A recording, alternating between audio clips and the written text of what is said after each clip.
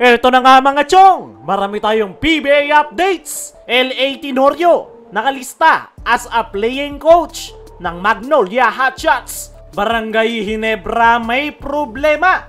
Japet Aguilar may iniindang injury. Hindi pa nagsisimula ang panibagong season ng PBA ay may pinoproblema na si Coach Tim sa kanyang kupunan. Yan ay itong kanyang nag-iisang big man na si Japet Aguilar. Ito nga si Japet mga chong, ang pinaka-inaasahan ng Ginebra sa loob ng painted area. Gamit na gamit nga ito ni Coach Tim last conference at halos wala nang naging pahinga. At ayon nga sa naging latest interview ni Coach Tim sa PBA Media Day kahapon, ay binulgar nga nito na mayroong iniinda si Japet Aguilar. Meron nga daw naging injury si Japet sa kanyang kamay kung saan kinailangan ng surgery para maibalik ng maayos. Matagal na nga raw yung iniinda ni Japet kung saan 1.5 taon na raw itong iniinda ng nasabing big man. Kaya bilib na bilib nga si Coach Tim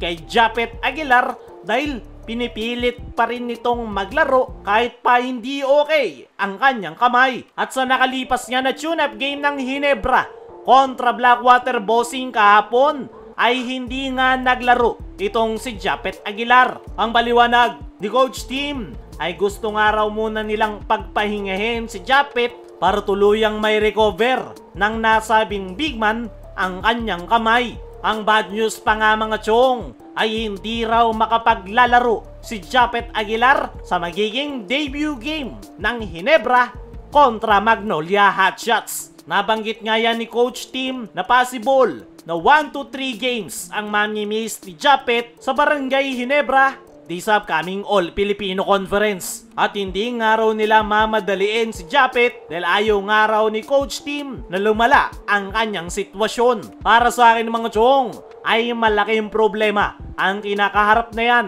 ni Coach Tim Cone. Dahil gaya nga ng sabi natin kanina, si Japet lang yung inaasahan nila sa loob ng painted area. Pero nabanggit mismo ni Coach Tim na habang wala si Japet ay magkakaroon nga raw sila ng adjustment sa kanilang kupunan kung saan si Norbert Torres yung gagawing starting center ni Coach Tim habang inaantay ang pagbabalik ni Japet Aguilar. Para sa akin mga chong, ito na yung tamang panahon para kumuha ang Barangay Ginebra ng bagong big man na maaasahan ng kanilang kupunan. Hindi na nga bata itong si Japet Aguilar. 38 years old na nga ito at unti-unti na itong magiging injury prone. Huwag na sanang antayin pa ng Barangay Ginebra na bumigay si Japet Aguilar o wag naman sanang tamaan ng serious injury bago sila kumuha ng bagong big man.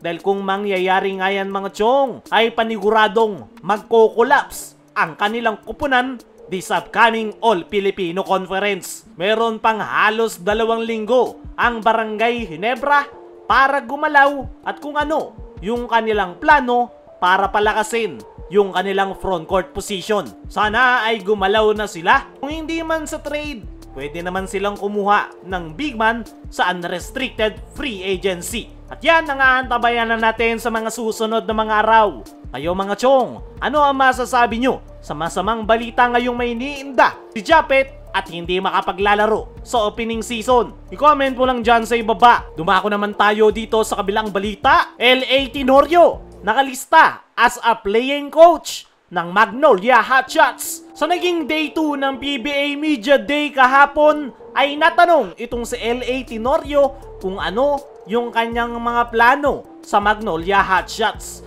At nabaling nga yung tanong ng karamihan noong makita nilang naklista si L.A. Tenorio sa injured list ng Magnolia Hotshots. At kinumpirma nga yan mismo ni L.A. Tenorio sa kanyang naging latest interview na parte nga raw siya ng lineup ng kanyang kupunan. Pero nasa injured list from time to time. Sumasali nga daw siya sa practice ng kanyang kupunan para manatiling kondisyon ang kanyang katawan. Marami nga ang nagulat dyan. Pero dagdag pa nitong si L.A. Tenorio, didepende pa nga rin daw yan sa management. Yung playing race niya raw ay kasalukuyan ng nasa Magnolia at hindi na kailangan ng trade dahil siya yung head coach ng Magnolia Hotshots. Pero kahit nakalista na raw si Tenorio sa lineup ng Magnolia, ay depende pa nga rin daw yan sa magiging sitwasyon. Pero isa nga yung malinaw, mayroong chance na magiging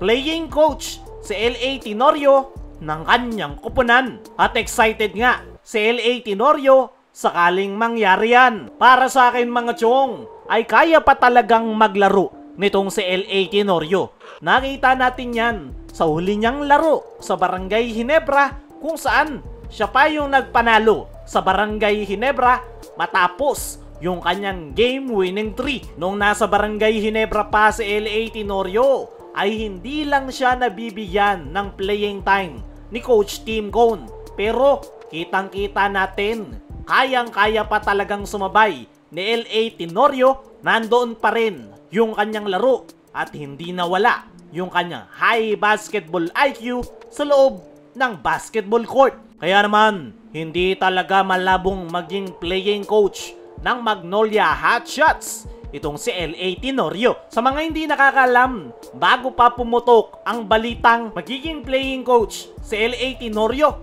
ay binabanggit na ni Boss Al Francis Chua na kinukumbinsi niya si L.A. Tenorio na maging playing coach ng Magnolia Hotshots.